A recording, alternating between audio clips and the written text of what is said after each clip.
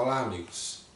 Dando continuidade às reflexões sobre as bem-aventuranças, hoje vamos abordar o ensinamento que Jesus nos transmite dizendo: bem-aventurados os pacificadores, porque serão chamados filhos de Deus.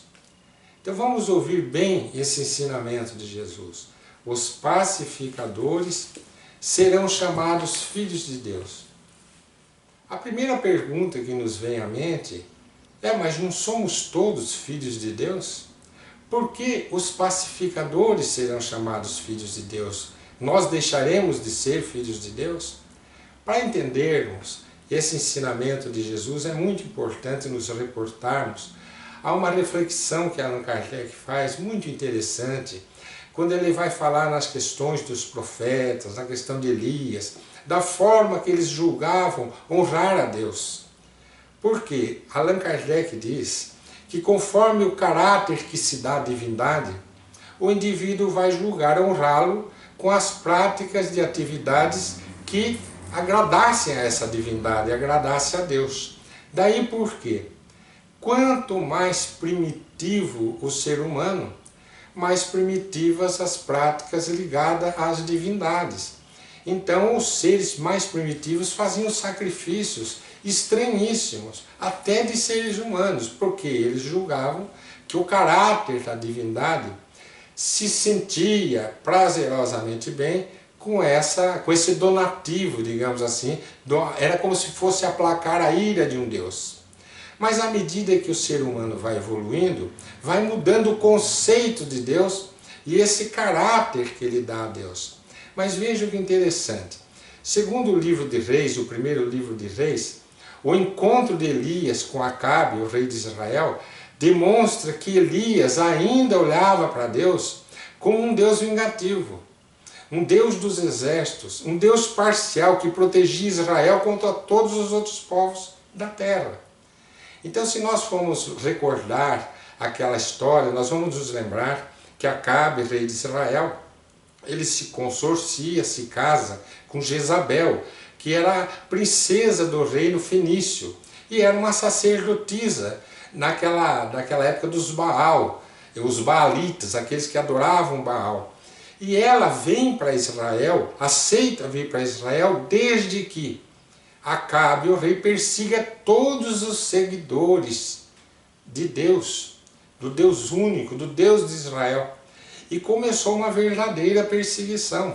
Foram mortos mais de 500 seguidores do Deus único, e as tribos de Israel se dispersaram, ficando só Elias, que por uma visão que ele teve, por um espírito, ou um anjo, como é chamado na Bíblia, foi convidado a se esconder lá numa região perto do ribeirãozinho, onde o Espírito disse a Elias: fique lá, por muito tempo haverá seca aqui na terra, e para você não faltará nem alimento e nem faltará água.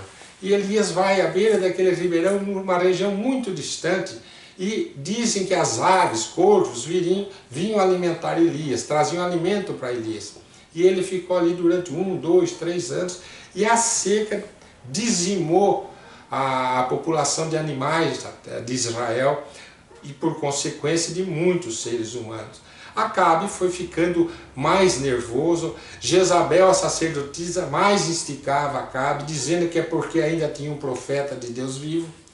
Então ele manda seus soldados irem atrás de Elias, perseguirem Elias até encontrá-lo. Mas quem encontra Elias era um amigo de Elias.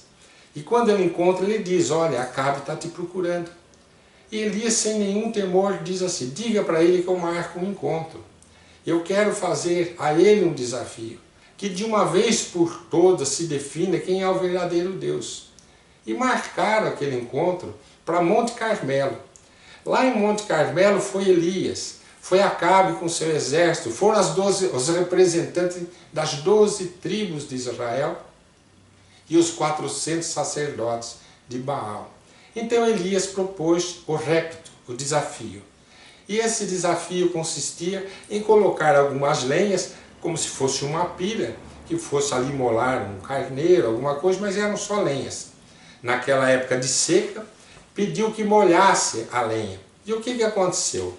Aconteceu que os sacerdotes de Baal, com a lenha seca, começaram a dançar, evocar Deus Baal em volta daquela pira, dançando, cantando, entoando hinos durante horas, mas horas, a ponto de Elias ridicularizá-los. Dizer, cadê o Deus de vocês, por acaso dorme? Será que ele não ouve ou está ocupado? E nada que eles conseguem, porque a prova seria atear fogo à lenha, mas não eles, o Deus deles. Não conseguiram. Aí foi a vez de Elias. E Elias, para tornar mais difícil a execução da sua tarefa, ele pede que molhe a lenha. E eles abrem canaletas em torno daquela pira, molham a lenha a ponto de escorrer a água para aquelas canaletas. E então Elias, que era um médium de efeito físico já comprovado por fatos anteriores, Elias evoca o Deus único diante dos representantes das 12 tribos de Israel e pega fogo naquela pira, naquelas lenhas, começa do nada a pegar fogo, a água se queima. A água se queima. Então todos se rendem à existência do Deus único.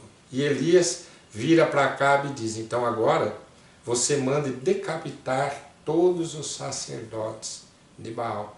E levaram os 400 sacerdotes para a beira do ribeirão Quizon, decapitaram 400 sacerdotes. Então a pergunta que nós fazemos, como é que pode um profeta de Deus propor a decapitação de 400 pessoas? Filhos de Deus? Filhos de Deus. Porque ele julgava estar honrando a Deus, matando os inimigos de Deus. Então era a visão que ele tinha do caráter de Deus. É assim que Allan Kardec nos ensina, reflexiona sobre essas atitudes. E à medida que o espírito evolui, ele muda a concepção de Deus. E aí ele percebe que só há uma maneira de honrar a Deus, que é aquela que o próprio Cristo nos diz no Pai Nosso, na oração dominical. Santificado, Pai, seja o vosso nome. Só tem um jeito de honrar a Deus, santificando o nome de Deus. Vivendo santamente, entre aspas, aqui na terra. Quer dizer, da maneira mais pura possível aqui na terra. Então vamos à bem-aventurança em estudo.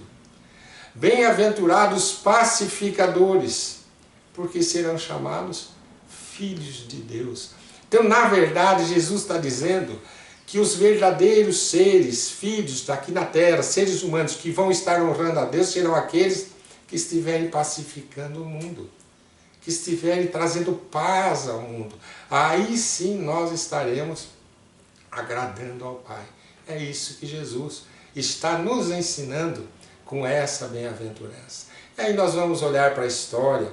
Existem sites que nos mostram 10 pacificadores da humanidade, mas a expressão máxima de pacificador se materializou na figura de Mahatma Gandhi. A alma boa, né? A Mahatma, né? Grande alma, Gandhi. Gandhi se transformou no maior expoente de pacifismo da Terra, porque ele conseguiu libertar um país através da não violência.